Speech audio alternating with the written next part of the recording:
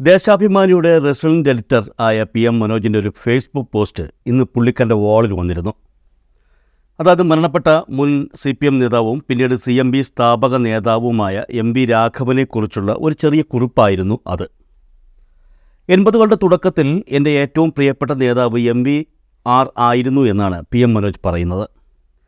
ബദൽ രേഖ വന്നപ്പോഴും MBRനോട് ആരാധന തന്നെ. അന്ന് സമരത്തിൽ പങ്കെടുത്ത് അടിയും തെറിയും കൊണ്ട് കണ്ണൂർ സെൻട്രൽ ജയിലിൽ കിടക്കുമ്പോൾ അവിടെ ജലക്ഷാമം രൂക്ഷം. അന്ന് MBR ജയിലിലെത്തി. ഞങ്ങളുടെ വ്യക്തിപരമായ അന്വേഷണങ്ങൾ നടത്തി.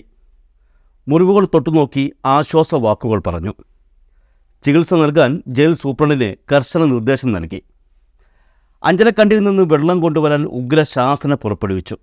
ഞങ്ങൾ ജയിലിൽ നിന്ന് ഇറങ്ങിയപ്പോൾ MBRൻ്റെ പുതിയ പാർട്ടിയുടെ ഒരുക്കങ്ങൾ നടക്കുന്നു. നാടക യോഗങ്ങൾ, ഓരോന്നിനും വൻ ജലാവലി. അന്ന് ചാനലുകളില്ല. പത്രങ്ങൾ വിധിയെഴുതി. മാർക്സിസ്റ്റ് പാർട്ടി തീർന്നു. MBRൻ്റെ പൊതുയോഗങ്ങൾ കാണുന്ന ആർക്കും തോന്നുമായിരുന്നു ഇനി CPM ഉണ്ടാകുമോ എന്ന്.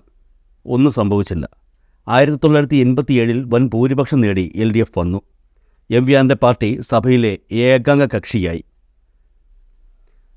അതായത് PM മനോജ് പറയുന്ന കാര്യം ഇതാണ്: MBRന് സാധിക്കാത്തത് ഈ പുതിയ കാലത്ത് സാധ്യമാകുമെന്ന് കരുതാൻ ആർക്കും സ്വപ്നാവകാശമുണ്ട്, പക്ഷേ നടക്കില്ലെന്ന്. കാര്യം ശരിയായിരിക്കും. കാരണം CPM എന്ന് പറഞ്ഞാലും കോൺഗ്രസ് എന്ന് പറഞ്ഞാലും കേരളീയരുടെ മനസ്സിൽ അത്രത്തോളം വേരുറപ്പിച്ച രണ്ട് രാഷ്ട്രീയ പാർട്ടികളാണ്.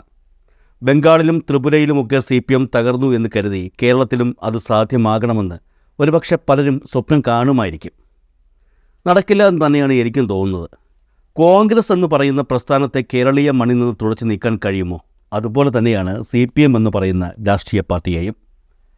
ഞാനത് പറയാനുള്ളൊരു കാരണമുണ്ട്. കഴിഞ്ഞ ദിവസം മാധ്യമങ്ങളിൽ ഒരു വാർത്ത വന്നിരുന്നു. CPM ബന്ധം അവസാനിപ്പിച്ച് താൻ രൂപീകരിക്കുന്ന ഡെമോക്രാറ്റിക് മൂവ്മെൻറ്റ് ഓഫ് കേരള എന്ന DMK, പേര് ശ്രദ്ധിക്കണം, DMK എന്ന സംഘടന രാഷ്ട്രീയ പാർട്ടിയല്ലെന്നും നിലവിൽ സാമൂഹ്യ കൂട്ടായ്മയാണെന്നും വ്യക്തമാക്കി PV അൻവർ രംഗത്തെത്തി എന്നായിരുന്നു ആ വാർത്ത. മഞ്ചേരിയിൽ 6-ാം തീയതി നടക്കുന്ന യോഗത്തിൽ സാധാരണക്കാരായ മനുഷ്യരുണ്ടാകുമെന്നും തന്നെ സംബന്ധിച്ച് സാധാരണക്കാരായ മനുഷ്യരാണ് പ്രബല നേതാക്കളെന്നും അദ്ദേഹം പറഞ്ഞു എന്നൊക്കെയാണ് വാർത്തകൾ വന്നത്. തദ്ദേശ തെരഞ്ഞെടുപ്പിലും ഉപതെരഞ്ഞെടുപ്പുകളിലും അടക്കം മത്സരിക്കുമെന്നും എന്നാൽ സംഘടനയുടെ ഇപ്പോഴത്തെ പേരിലാകുമോ അതൊന്നും പറയാനാകില്ലെന്നും അദ്ദേഹം വ്യക്തമാക്കിയിരുന്നു. മാത്രമല്ല മറ്റൊരു കാര്യം കൂടി അദ്ദേഹം പറഞ്ഞു. നിലവിലിത് സാമൂഹ്യ കൂട്ടായ്മയാണ് എന്നുള്ള കാര്യം. സംസ്ഥാനത്തെ മൊത്തം വിഷയങ്ങൾ ഉയർത്തിക്കാട്ടി മുന്നോട്ട് പോകുമെന്നും MLA സ്ഥാനം രാജിവെക്കുന്ന കാര്യം ആ സമയത്ത് ആലോചിക്കുമെന്നുമാണ് അൻവർ പറയുന്നത്. കേരളത്തിലെ ജനങ്ങളുടെ ജനാധിപത്യപരമായ മുന്നേറ്റമായതുകൊണ്ടാണ് ഈ പേര് നിശ്ചയിച്ചത്. പകൽ സൂര്യ വെളിച്ചമുണ്ട്, എന്നാൽ രാത്രി ടോർച്ച് വെളിച്ചം വേണം. അതുകൊണ്ടാണ് ടോർച്ച് സംഘടനയുടെ പേരിനൊപ്പം വച്ചതെന്നും വ്യക്തമാക്കുന്നുണ്ട്. മാത്രമല്ല അതിനൊപ്പം തന്നെ തിരൂരിൽ ഒരു പൊട്ടലിൽ മരണമടഞ്ഞ അർജുൻ്റെയും അർജുൻ്റെ ലോറിയുടെ ഉടമയായ മനാഫിൻ്റെയും ചിത്രങ്ങൾ വച്ചതിൻ്റെ കാരണവും അദ്ദേഹം പറഞ്ഞു. അർജുനും മനാഫും മതേതരത്വത്തിൻ്റെ പ്രതീകങ്ങളാണ്. എനിക്ക് മേലെ വർഗീയതയുടെ ചാപ്പ കുത്തിയിരിക്കുകയാണ്. അതുകൊണ്ടാണ് മനാഫിൻ്റെയും അർജുൻ്റെയും ചിത്രം ബോർഡുകളിൽ വച്ചത്. സ്വന്തം നാടായതുകൊണ്ടാണ് മഞ്ചേരിയിൽ പ്രഖ്യാപനം നടത്താൻ തീരുമാനിച്ചത്. വീരചരിത്രമുറങ്ങുന്ന മണ്ണാണിവിടം. ഇങ്ങനെയാണ് PV അൻവർ പുതിയ പാർട്ടി രൂപീകരണത്തെക്കുറിച്ച് പറഞ്ഞത്. അതായത് PV അൻവർ തമിഴ്നാട്ടിലെ പ്രബല രാഷ്ട്രീയ കക്ഷിയായ DMK എന്ന ദ്രാവിഡ മുന്നേറ്റ കഴകത്തിൻ്റെ കേരള ഘടകം ഇവിടെ ആരംഭിക്കാൻ പോകുന്നു എന്നാണ് ഇതിൽ നിന്നും മനസ്സിലാക്കാൻ കഴിഞ്ഞത്. എന്നാൽ അൻവറിൻ്റെ പാർട്ടിയുടെ പേര് DMK എന്നാണ് ചുരുക്കെഴുത്തെങ്കിലും ദ്രാവിഡ മുന്നേറ്റ കഴകം എന്നല്ല അതിനെ വിടർത്തി വായിക്കുന്നത്. പറയുന്നത് തൻ്റെ പാർട്ടിയുടെ പേര് ഡെമോക്രാറ്റിക് മൂവ്മെൻറ്റ് ഓഫ് കേരള എന്നാണ്. ചുരുക്കി എഴുതുമ്പോൾ DMK എന്ന് വരും.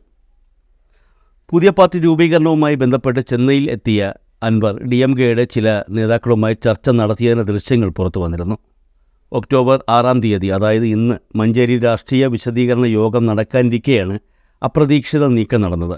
യോഗത്തിൽ DMKയുടെ പ്രമുഖ നേതാവ് പങ്കെടുത്തേക്കുമെന്നും പ്രചരണങ്ങളുണ്ടായിരുന്നു. തമിഴ്നാട് മുഖ്യമന്ത്രി MK സ്റ്റാലിൻ്റെ അടുപ്പക്കാരനും മന്ത്രിയുമായ സെന്തിൽ ബാലാജിയുമായി അൻവറിൻ്റെ മകൻ റിസ്വാൻ കഴിഞ്ഞ ദിവസം കൂടിക്കാഴ്ച നടത്തിയിരുന്നു എന്ന വിവരങ്ങൾ പുറത്തു വരികയും ചെയ്തിരുന്നു.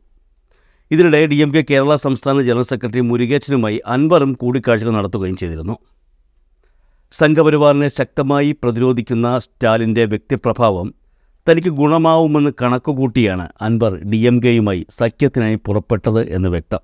പ്രധാന ലക്ഷ്യം ഇന്ത്യ മുന്നണിയിൽ കയറിപ്പറ്റുക എന്നുള്ളത് തന്നെയാണ് എന്നാണ് മാധ്യമങ്ങൾ പറഞ്ഞത്. CPMനോടും മുഖ്യമന്ത്രി പിണറായി വിജയനോടും അടുത്ത ബന്ധം പുലർത്തുന്ന സ്റ്റാലിനെ ഗോഡ്ഫാദർ ആക്കിയുള്ള അൻവറിൻ്റെ കരുനീക്കം CPM-ലും ചർച്ചയാവും എന്നാണ് മാധ്യമങ്ങൾ കരുതിയത്.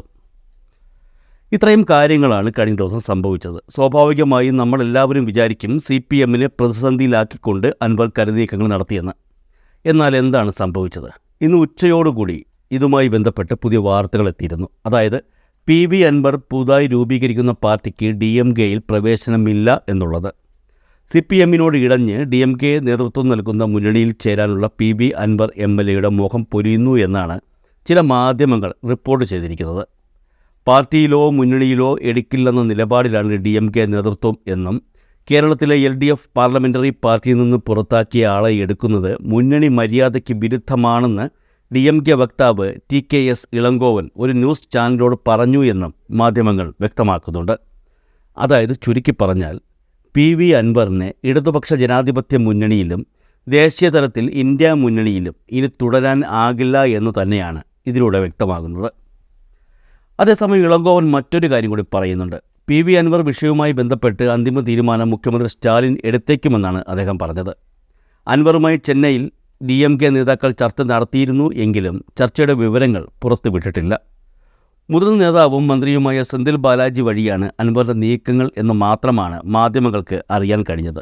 കാരണം PV അൻവറും DMK നേതാവും മുരുകേശനും ചർച്ച നടത്തുന്ന ഫോട്ടോ പുറത്തു വന്നിരുന്നു. ഈ ഫോട്ടോ പുറത്തു വന്നതിന് പിന്നാലെയാണ് PV അൻവർ DMK പാർട്ടിയിലേക്ക് ചേക്കേറാൻ പോകുന്നു എന്ന പ്രചരണം ഉയർന്നത്.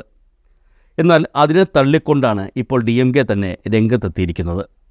സ്റ്റാലിനുമായി നല്ല ബന്ധം പുലർത്തുന്ന മുഖ്യമന്ത്രി പിണറായി വിജയനെ പിണക്കാൻ നിലവിൽ DMK തയ്യാറാകാൻ സാധ്യതയില്ലെന്ന് തന്നെയാണ് രാഷ്ട്രീയ നിരീക്ഷകർ കരുതുന്നത്. ഈ സാഹചര്യത്തിൽ അൻവറിൻ്റെ DMK മുന്നണി പ്രവേശനം ഒരിക്കലും നടക്കില്ലെന്ന് തന്നെ ഉറപ്പായിരിക്കുകയാണ്. DMK അല്ല, ഇടതുപക്ഷ ജനാധിപത്യ മുന്നണിയുമായി ബന്ധപ്പെട്ട് പ്രവർത്തിക്കുന്ന ഒരു രാഷ്ട്രീയ പാർട്ടിയിലും PV അൻവറിന് ചേരാനാകില്ലെന്ന് തന്നെയാണ് ഉറപ്പായിരിക്കുന്നത്. പുതിയൊരു രാഷ്ട്രീയ പാർട്ടി രൂപീകരിച്ച് ഇന്ത്യ മുന്നണിയുടെ ഭാഗമാകാമെന്ന് കരുതിയ അൻവറിൻ്റെ മോഹങ്ങളാണ് ഇവിടെ പ്രതിസന്ധിയിലായി നിൽക്കുന്നത്. CPM എതിർത്തു നിൽക്കുകയാണെങ്കിൽ ഒരു കാരണവശാലും അൻവർ ഇന്ത്യ മുന്നണിയിലേക്ക് എത്തില്ല എന്ന് തന്നെയാണ് രാഷ്ട്രീയ നിരീക്ഷകർ വിചാരിക്കുന്നത്.